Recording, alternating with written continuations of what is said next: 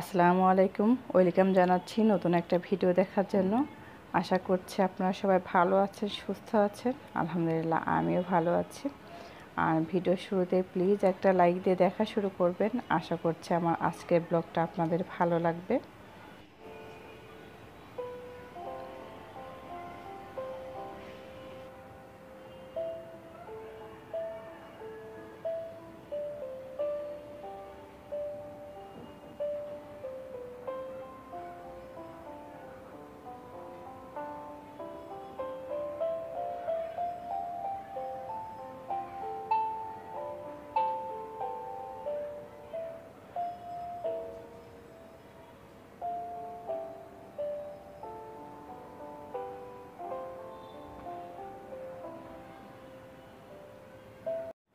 আমার আজকের ব্লগটা আমি সকালে নাস্তার পর থেকে শুরু করেছি। গত 2 দিন কিন্তু প্রচুর বৃষ্টি হয়েছে, বিশেষ করে একদিন। আর একদিনের বৃষ্টিতে অনেক জায়গায় প্রায় ডুবে গেছে। আর আমাদের এই যে বাসার সামনে একটা মাঠ আছে, সে মাঠটাতে কি পরিমাণ পানি! যেদিন বৃষ্টি হয় আর কি সেদিন একদম কোমর পর্যন্ত পানি। তো বাচ্চারা এর ভিতরে সাঁতার কাটতেছে, একদম খেলা করতেছে। এখন অবশ্য শুকিয়ে একটু অল্প না, শুকিয়ে গেছে অনেকটাই। এবারের বৃষ্টিতে কিন্তু অনেকের অনেক সমস্যা হয়েছে, অনেকের বাসা বাড়িতেও পানি ঢুকে গেছে, অনেক সমস্যা হয়েছে। যাক, আল্লাহ সবাইকে হেফাজত দান করুক। গত 2 দিন থেকে ওয়াশিং মেশিনে কাপড় ধুয়ে তারপরে মেলে দিচ্ছে, যেহেতু ওয়াশিং মেশিনে অনেকটা পরিমাণে কাপড় শুকিয়ে যায়, হালকা বাতাসে দিলেই শুকিয়ে যায় কাপড়গুলো বের করে, সে কারণে ওয়াশিং মেশিনে দিচ্ছি। কালকে যে কাপড়গুলো দিয়েছিলাম সেগুলোর ভিতরে যেগুলো শুকিয়ে গেছে সেগুলো ভাঁজ করে নিচ্ছে, আর হালকা যেগুলো ভেজা সেগুলো আবার আমি বাইরে রোদ্রে দিয়ে দিয়েছি, যে কিছুক্ষণ থাকলে পরে বাতাসে শুকিয়ে যাবে। আর কখন বৃষ্টি হবে এটা বলা যায় না, এমন অবস্থা। আবারও কিছু কাপড় আমি ওয়াশিং মেশিনে দিয়ে দেব।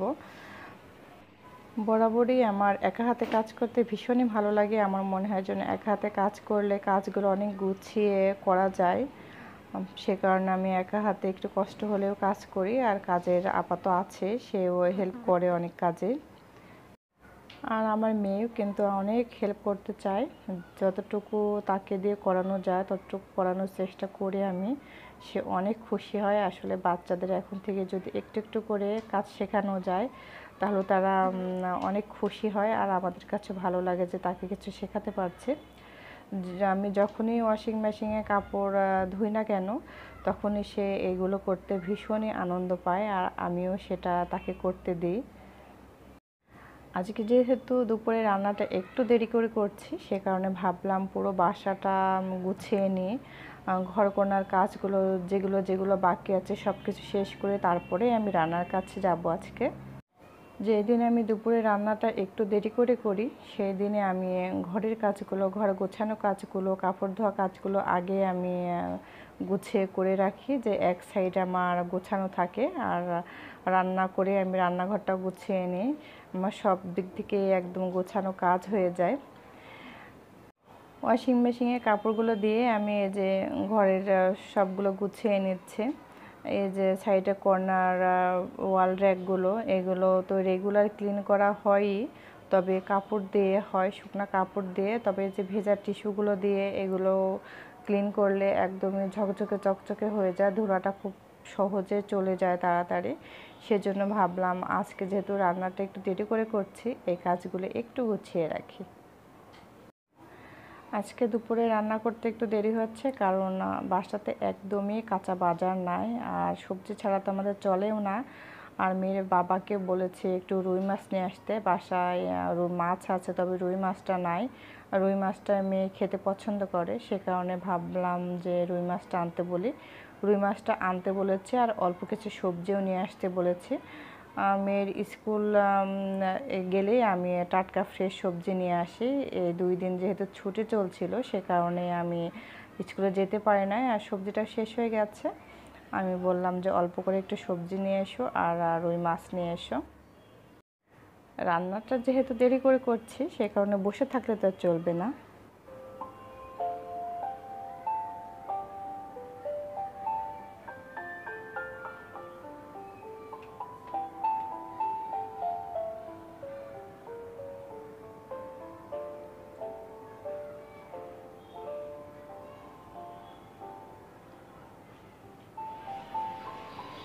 যাই হোক, বাসাটা আমার পুরো গোছানো হয়ে গেছে।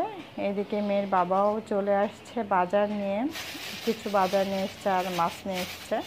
সেগুলো এখন সব কিছু আমি খুলে রেডি করে নিব, মাছটাও রান্না করব। আর কী কী রান্না করছি অবশ্যই আপনাদের শেয়ার করব। এই যে এখানে পাস্তা আছে আর নুডলসের কথা বলেছিলাম, মেয়ে নুডলস খেতে চায় না, তারপর মাঝে মধ্যে একটু পাস্তাটা খেতে চায়, সেই কারণে আমি বলেছিলাম পাস্তা নিয়ে আসতে।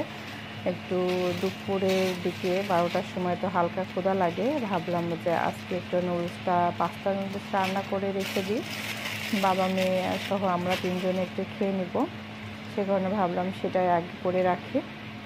আর এই যে মেয়ের বাবার জন্য এই তেলটা নিয়ে আসছে, অলিভ অয়েল। এখন নুডলসগুলো আমি 2টা প্যাকেট নুডলস রেখে দিব, আর বাকিগুলো রেখে দেব ড্রয়ারে, আর 2 প্যাকেট রান্না করব।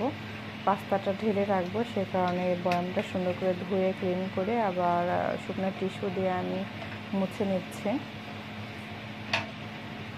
জানি না এখন পর্যন্ত কে আছেন আমার ভিডিওটি দেখছেন, তবে যারা শুরু থেকে সঙ্গে আছেন তাদেরকে তো অসংখ্য ধন্যবাদ। আর যারা আমার ভিডিও দেখেন অথচ এখনও আমার চ্যানেলটিকে সাবস্ক্রাইব করেন নাই, যদি ভালো লাগে তাহলে সাবস্ক্রাইব করে পাশেই থেকে যেতে পারেন। এই তো আমি পাস্তাটা এখন ঢেলে নিচ্ছি। আর আপনাদের সুন্দর সুন্দর কমেন্টস করতে একটু ভুলবেন না, তার কারণ আপনাদের কমেন্টসগুলো পড়তে যেমন আমার খুবই ভালো লাগে, ঠিক তেমনই আর একটা ভিডিও তৈরি করতেও খুবই ভালো লাগে আমার, যে আপনারা এত সুন্দর করে কমেন্টস করেন, আমার ভিডিওগুলো দেখেন, সে কারণেই। আর আমি কোনো কাজই পরের জন্য ফেলে রাখি না, যখন কোনো কাজ যখন গোছানোর দরকার তখনই গুছিয়ে রেখে দিই, তাহলে আমার কাজ জমা থাকে না। এটা আমার একটা অভ্যাস। এই তো পাস্তার পরিমাণটা একটু কম নেব, যার নুডলসটা 2 প্যাকেট নিয়েছে, যতটুকু রান্না করব সেটা আমি একটা পাত্রে ঢেলে নিচ্ছি, আর এই যে বাকি গুলো রেখে দিব।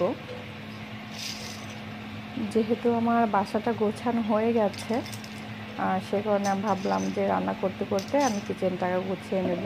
আর রাইস কুকারে ভাতটাও হয়ে গেছে, এখন শুধু ঝটপট আমি 2টা তরকারি রান্না করে নেব। একটা হচ্ছে কাঁকরোল ভাজি করব, আর মাছ দিয়ে আলু দিয়ে, রুই মাছ দিয়ে আলু দিয়ে একটু ঝোল করব, যেহেতু ঝোলের তরকারিটা লাগে, আমার মেয়ে তো ঝোল ছাড়া একদমই খেতে পারে না। এখন এই যে নুডলসটা রান্না করে নিচ্ছি, একটু ভেজিটেবলও দেব, ক্যাপসিকাম দেব আর গাজর দেব, আর একটা ডিম দিয়ে নুডলসটা রান্না করব, একটু সিদ্ধ করে নিচ্ছি। এরপরে আমি যা যা রান্না করব তার আয়োজন করে নিয়েছি, মাছগুলো ফ্রিজে রেখে দিয়েছি, আর রান্না করব সেগুলো এখন খুব ভালো করে লবণ দিয়ে ধুয়ে নিচ্ছি। আর মাছের ভিতর যেহেতু 2টা আলু দেব, দেন সে কারণে আমি 2টা আলু ছিলে রেডি করে নিয়েছি। এখন মাছটা ভাজতে দিয়ে আলুটা কেটে নেব।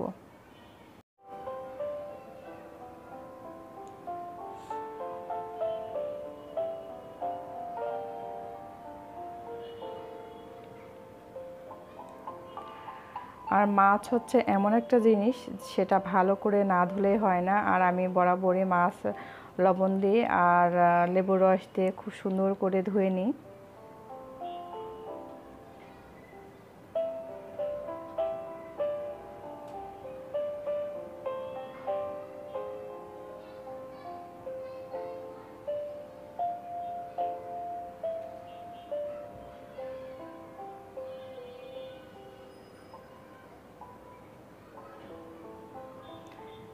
এখন একটা ঢাকনা ছিল প্লাস্টিকের, সেটা দেখি বেশ একটু ময়লা হয়েছে, সে কারণে ভাবলাম এটা একটু সুন্দর করে ক্লিন করে ধুয়ে রাখি, তাহলে শুকিয়ে যাবে আর আমি কাজে লাগাতে পারবো।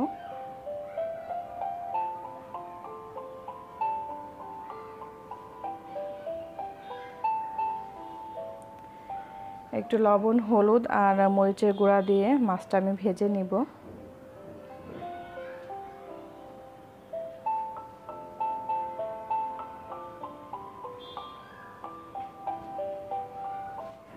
মাছটা যেহেতু ভেজে নেব, এখন ফ্রাই প্যানে তেল দিয়ে দিয়েছি। আর এই যে একটা টিপস শেয়ার করছি, অনেকে জানেন আবার অনেকে নাও জানতে পারেন, সে কারণে ভাবলাম টিপসটা শেয়ার করি। তেল গরম করে নেওয়ার পরও অনেক সময় মাছ কিন্তু লেগে যেতে পারে। যদি একটু মাছটা দেওয়ার আগে তেলের উপরে লবণ ছিটিয়ে দেন, তারপরে যদি মাছটা দেন, তাহলে কিন্তু একদমই লাগবে না, খুব সুন্দরভাবে মাছটা ভাজা হয়ে যাবে আর একদমই লেগে যাবে না। এই তো মাছটা ভাজতে ভাজতে আমি আলুগুলো কেটে নিয়েছি।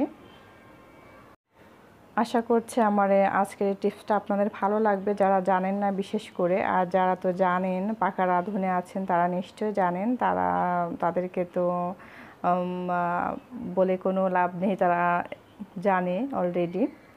আর যেহেতু আমার মাছটা ভাজা হয়ে গেছে, সে কড়াতেই আমি এই যে কাঁকরোলটা ভাজি করে নিচ্ছে। আজকে একটু অন্যভাবে কাঁকরোল ভাজি করছি। কাঁকরোল আমি খুব একটা ভাজি খাই না, আমি ভর্তাটাই খেতে বেশি পছন্দ করি। তারপর ভাবলাম যে একটু অন্যরকম ব্যতিক্রম করে আজকে কাঁকরোল একটু ফালি ফালি করে এভাবে কেটে লবণ, হলুদ, মরিচের গুঁড়া, একটু ধনিয়া গুঁড়া মাখিয়ে নিয়েছি। এরপরে আমি তেলে একটু ভেজে নিচ্ছি খুব সুন্দর করে। এভাবে কাঁকরোল ভাজি খেতে কিন্তু ভীষণই ভালো লাগে।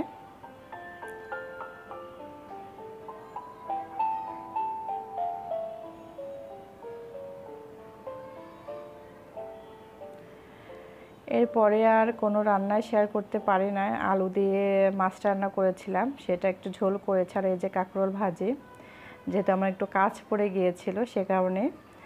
আর রান্নাবান্না শেষ করেছি, কিচেনটাকে গুছিয়ে নিয়েছি, শাওয়ার করে নিয়েছি। এখন মামি আমরা সবাই মিলে খাওয়ার পালা, দুপুরে লাঞ্চটা করে নেব।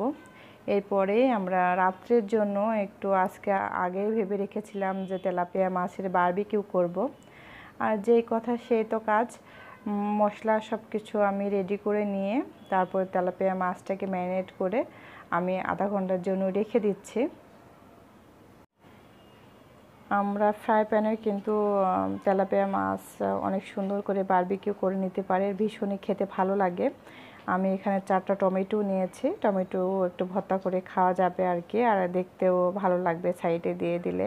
সে কারণে আমি যে ফ্রাই প্যানে আস্তে আস্তে মাঝারি থেকে লো হিটে আমি মাছটা ভেজে নিচ্ছি।